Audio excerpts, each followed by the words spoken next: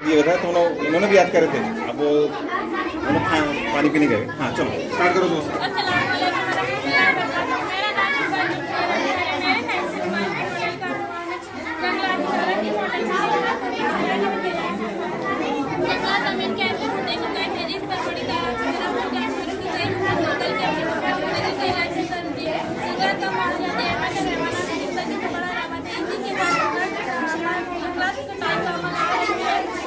बड़ी वजह दुनिया में बढ़ती हुई इंसानी आबादी, इसलिए हमें जंगलात की कटाई को रोकना जरूरी है।